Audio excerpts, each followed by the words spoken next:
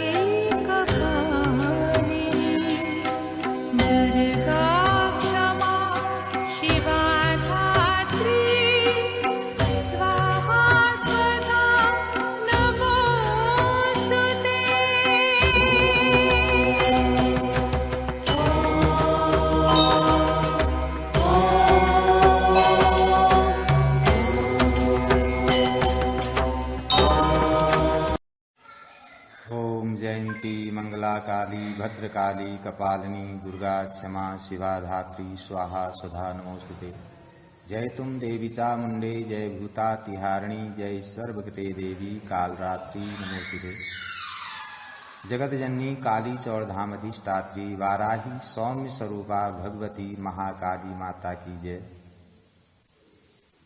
काली चौड़धाम की अधिष्ठात्री वाराही स्वरूपिणी जगत जननी महाकाली की उत्पत्ति 1930 में हुई। लोकाचार और लोगों के कहने के अनुसार कहते हैं 1930 में बंगाल में काली घाट में कोई बंगाली बाबा थे। उनको मैया ने दर्शन दिए और कहा कि मैं उत्तराखंड की नैनीताल जनपद की मानसरोवर पहाड़ियों में गंडकी नदी के तट पर सप्त ऋषियों की तपोभूमि जहाँ पर है, पुलस्त मुनि के द्वारा प्राण प्रतिष्ठित वाराही स्वरूप में मैं उस जगह पर हूँ। और उसके बाद बीच में युग बदल गए, यहाँ जंगल बन गया और इससे मतलब यहाँ की पूजा पाठ मतलब मंदिर के बारे में किसी को पता नहीं। 1930 में बाबा यहाँ आए तो उनने यहाँ देखा कि मतलब उनके सपने के अनुसार एक गर्जिया का पेड़ था कहते हैं, जिसकी जड़ में मतलब मैया लिपटी हुई थी।